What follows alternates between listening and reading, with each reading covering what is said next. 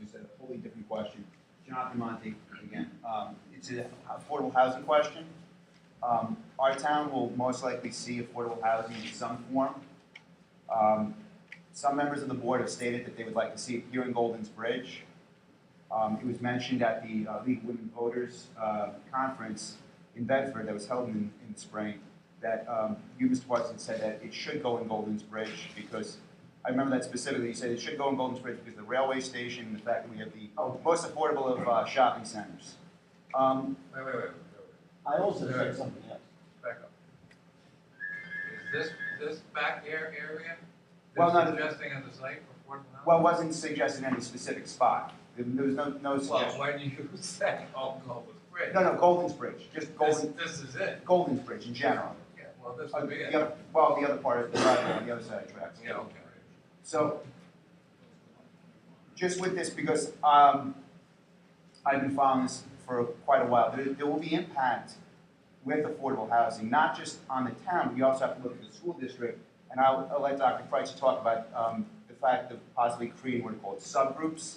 And subgroups are the way you look at children in schools. As a teacher, I know this intimately. You can look at children through ethnicity. You can look at children through socioeconomic status. You can look at children through cognitive abilities in terms of special education. So there's a great impact when you start to concentrate children, or the potential of concentrating children in one specific elementary school. And the way that schools are being looked at now, it's not as, you don't look at schools as a district, or I should say the state. The Board of Regents doesn't look at schools as a district. My wife is going through this in Rochelle, and her school, Albert Leonard, is being looked at as a school in need of improvement, which is not something you want to carry. Also, there's an impact. If you put affordable housing in just one part of town, you affect one taxing district, the Golden's Bridge Fire Department. Now, with that in mind, would you consider taking some type of, let's say, formula where you look at not just one part of town, but you look at, let's say, all of the hamlets, all of the post offices, and all 3 of the elementary school zones that reside within our town, to come up with some fair formula, some fair distribution of whatever form of affordable housing will take place. And from my understanding of it, and I've also followed what's going on in Bridleside up in North Salem, it doesn't seem like you can really skirt this with, let's say, using it as senior housing. They're much further along in the process. Okay, I'd like to first of all correct you a little on what I said down in Bedford. Okay. What I said in Bedford Hills is that if we are going to meet a lot of the federal encouragement on this kind of housing, then Golden's Bridge is a fairly obvious site because of communications. But there is no need. And because there is relatively sensible shopping. But the most obvious places for it are owned by the by the water people. Therefore, nothing will ever happen on them. In fact, that Lewisboro is caught in kind of a vice between water quality requirements for New York City and pressure from the feds to put in affordable housing. Particularly because even if we found somewhere outside of DV property, we would still not be able to put in a sewage system. It would have to be a septic, because we're never going to get permission to put in a new sewage system in this area. Yeah, well, they've come a long way now. Who? The septic systems. Yeah, but for anything, well, all right. Well, you'd be surprised if they could do it now. And you do remember. They have also got to be affordable. Right, but you do remember back in the Because somebody's got to make money at the end of the day. You have to be the state. No, they will pay for it. You do remember back in the Jimmy Carter days, they did cite Lewisboro for affordable housing at one time. This whole area. That's why I want to go back a little, because there are 2 kinds of affordable housing that get confused in this town. Well, let's put it in context though, right? I think there's something like 700 units that are required under the agreement, and supposedly the news is that they're somewhat ahead of the progress that they're looking for. They put in, I don't know, X number of, 150 units are already in construction, and 300 units are sort of contracted for, and all that's mostly down county, and they recognize that the vast bulk of the requirement is going to come down county because of the density that they already have, the services, the transportation.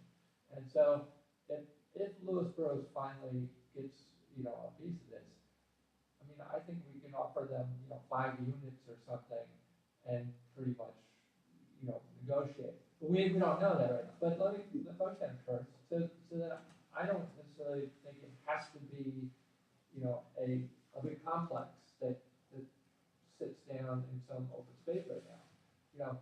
I could see, and again, this comes back to sort of the overall planning, what kind of a look do you want? And, what'd be nice is if we could take the shopping center and rejigger it so it's kind of like a town center, and there were 5 apartments on second floors above the commercial space or something like that, which would be, I think, useful because there would be some sort of diversity of housing for kids just starting out or whatever. You couldn't, as you said, you couldn't earmark it for your first responders or something, and still, that's a problem for us. But that's the way it is. So, My that's concern what with we're the in other first- words, I don't think there is an impending crisis that some big unit is. my concern with the first responders is if you put it all, let's say in Golden Ridge, or if you put it all in Vista, that taxing district, that fire taxing district, doesn't have tax money coming from that affordable unit, or as much money coming from those affordable housing units, as opposed to the neighbor who has a house that they're paying the full freight on taxes. That's one of my concerns. And another, as bringing it up as a teacher, again, if you start concentrating children in one specific elementary school, you could end up with the potential of a large problem. So John, Yeah. you asked a really very compelling question. And I think we need to break it down into 2 levels. One level is that it's difficult for us to be definitive and specific relative to what's going to evolve because it's still evolving. Our county executive is at odds on a daily basis with HUD. There's always the threat of litigation. There was a settlement agreement that by definition is enormously ambiguous, and so there's a struggle back and forth relative to it. So that the facts are still evolving. But let's speak to the process, and let's speak to the basic premise. The basic premise of the housing settlement is income and racial integration. So if we understand that that's the process that we're bound by, then we need to make sure that we don't utilize one hamlet, whether it be Golden's Bridge or any other hamlet, for all the reasons that you're stating. However, I think as equally as compelling is that we're defeating the basic sociological premise of the settlement, namely that we need diversity and it needs to be equally distributed. So as to the process, the process that I think we're compelled to adhere to as a town board is to make sure that it's equitable and fair, to make sure that we adhere to the basic premise of income and racial integration, and not have one hamlet burdened with it, because then you're defeating the basic premise of it. You're not effectively integrating on an income and racial basis. So, but it's hard for us to embrace some kind of definitive response because of the ambiguity in the settlement. It's tough when it's ambiguous. And the other piece is the ongoing struggle between our county executive and HUD. I will tell you this, that there was a recent article, I think in the Sunday Times, which said that HUD was even considering pulling back unrelated funding if they weren't able to resolve this issue with the county executive. So we just don't know what we're going to be confronted with. I think you have our assurances, certainly you have mine, that the process needs to be fair, the basic premise of the legislation needs to be implemented. One hamlet cannot be overburdened, and I would be very proactive and vocal in that regard. Thank you for taking a stand on that. Jack Zittimer, Fairmount Road, Golders Bridge. Just to speak further to your point, I drove around last night and measured just my little neighborhood. I live at the end of Fairmount. You have Fairmount on one side, Wild Oak close on the other, Route 22 and Route 138, which is roughly a half mile by half mile. And I counted about 260 units in that space, 260 residential units, give or take maybe 10 or so. Assuming 3 or 4 people per residential unit, we probably have about 1,000 people in that space of a half mile by half a mile. I think it's probably also fair to say, it's a wonderful community, and I think it's also fair to say that it's probably the most socioeconomic and ethnically, racially diverse area of the town of Lewisboro. So if anything, I think our neighborhood should be used as a model for how the rest of the town of Lewisboro should look in the event that this, there really were some action that had to be taken on the part of the Justice Department settlement. I'm concerned that, the powers that be in other parts of the town use transportation and or shopping or whatever as an excuse to continue to add to the density of the population and put more of an economic burden on our part of the town. I think it's at best hypocritical given the spirit of the Justice Department settlement. Okay, I'd now like to finish my response to Jonathan. There are 2 different kinds of affordable housing which are being discussed, and they get confused the whole time. The first, the town already has. This town was essentially the first town in this entire area to build affordable housing. It is almost entirely in Vista. It was built specifically to accommodate town employees, school employees, volunteer firefighters, and grandmothers of existing residents, or an existing resident who needed it in roughly that order. That was groundbreaking. It still exists, and it does not qualify at all under federal standards because that housing is by definition discriminatory. Because it requires that you work, that you hold a specific job, or that you volunteer with a specific unit before you can get it. That is considered discrimination by the federal government. There is still a demand for that type of housing in town, however. Earlier, Ed Brancati talked about the use of this building for the kind of affordable housing for Golden's Bridge Fire Department volunteers. There is a move in Vista to find more housing for fire department volunteers, and there is a move in South Salem to do likewise. All of that is totally separate from anything the federal monitor is trying to achieve. But we can do that, but it just would count towards it. Yeah. We can still do Now, on the federal monitor, I agree entirely. It must be scattered throughout town. I went through town the other day showing a potential, somebody who was interested in building this type of housing in town, or converting actually. 3 houses, one in the oblong. Where? In the oblong. Oh, all right. In the Vista, Lewisboro Hamlet area.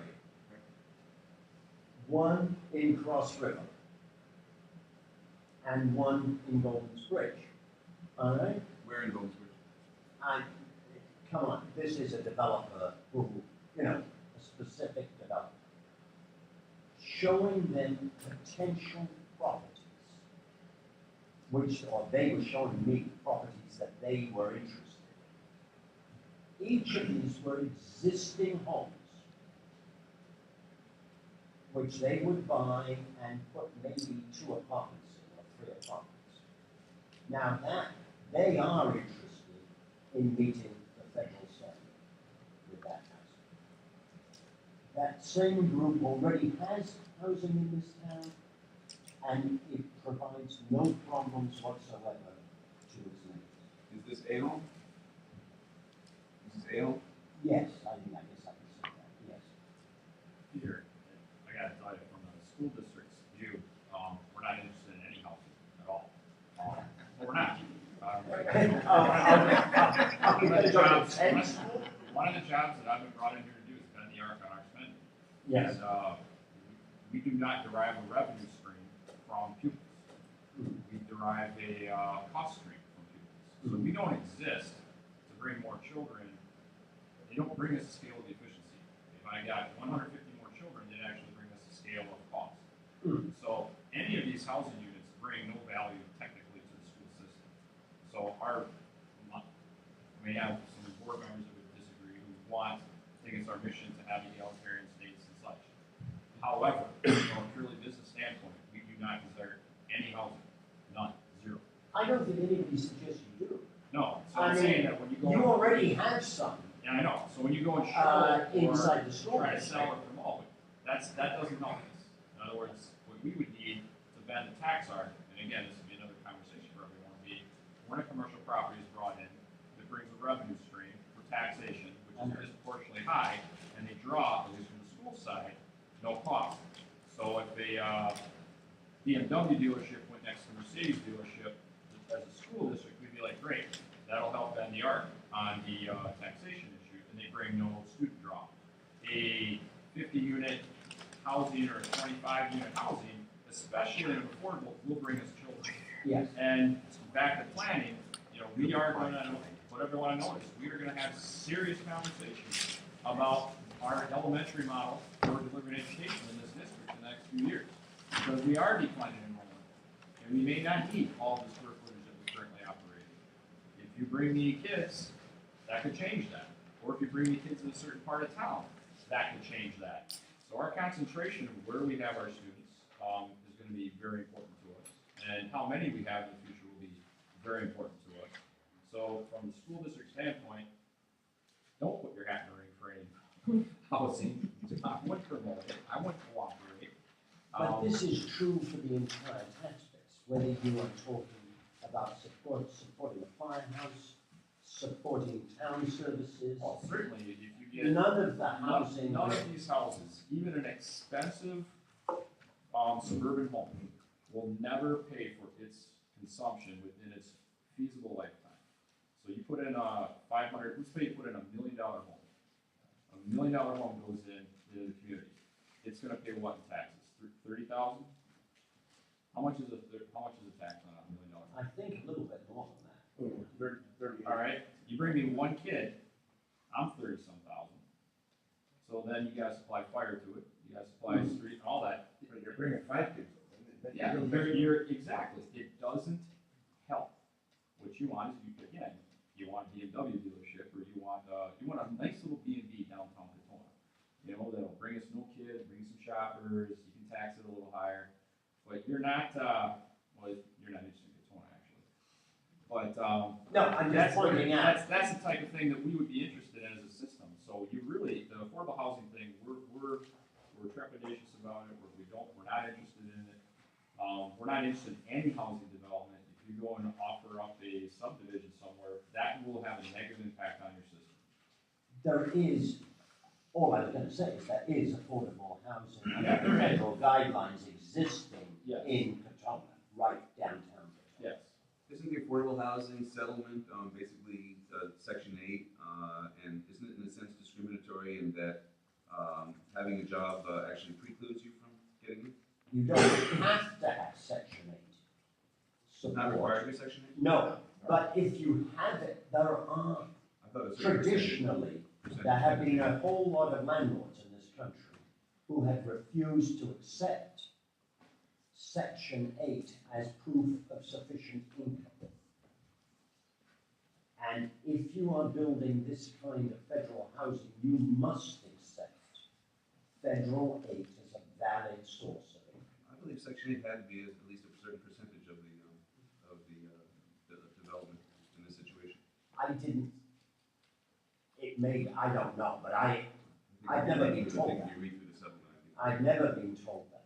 So it's very important to your point about the distinguishing that from simply affordable housing for local fire and, Yeah. teachers and that kind of thing. So we're talking about a very different thing. Well, Ridgefield has, next to Valley Green, 112 units. That the town inherited, the town built. And for firemen, policemen, and town employees retiring, they can take a third of their pension, and they get a 2-bedroom unit to live in. But that doesn't qualify for the federal program at all. No, because it's- that's It's exactly, 100% discriminatory. yes, that fits exactly under the discrimination. We also have the problem that so many houses in town are for sale, not sold, for a week, a month, a year or so. It's a very stagnant real estate market here.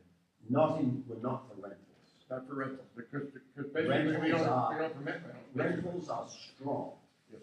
Has anyone taken a census on the socioeconomic balance in this town in putting together a plan for this housing? Could you go further with that? Yeah, is there a racial balance in this town? Is there an economic balance, keeping people out, certain kinds of people out, whatever they may be? According to the federal monitor, yes. There well, is. well, I know, I think we have to And distinguish, so, you're distinguishing Golden Bridge or Golden Bridge Lewisboro? versus Walkabout.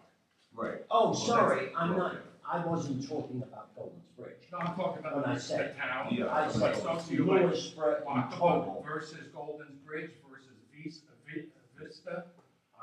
What's the balance? Look, What's the racial, socioeconomic balance of the town? Right. Should there not be more people fitting into the affordable housing mandate in Walkabout? Because All Golden's right. Bridge might have some, or Vista has some. as Right. far as I'm aware, the 1, 2, 3, 4, 5, the 6, 7. federal monitor did not look at this by hamlet. All right? They did look at it by town. And Lewisboro, Pound Ridge, Bedford, North Salem, all your areas, All the way down to White Plains. are considered non-compliant and basically discriminatory neighborhoods.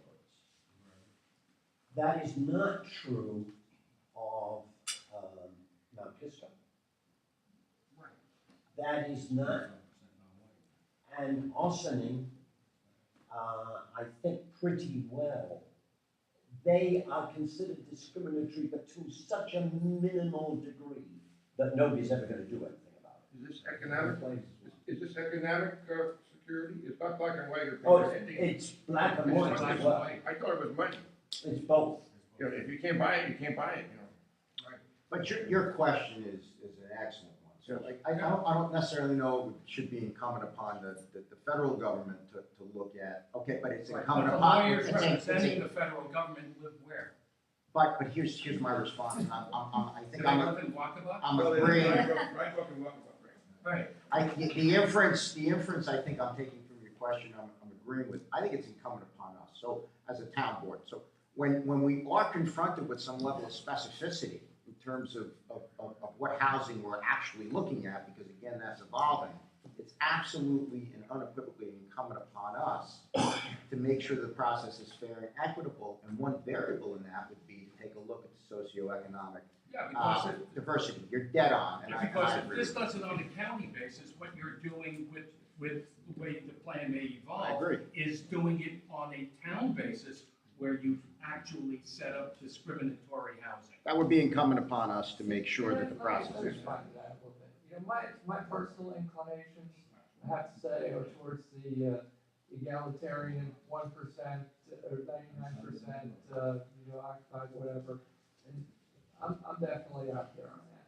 But if I look and say, you want to have a perfect, let's take a blender and make a perfectly uniform Lewisboro. I think, I would say, like, if I'm looking at Walkabout, would I take a 10-unit thing and plunk it down on Mead Street as opposed to moving out, a quarter mile out onto Route 35?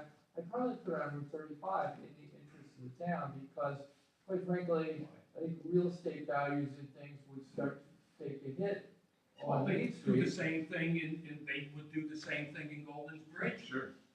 What the hell is the difference? Hey, my real estate value where I You're live. certainly, you're suddenly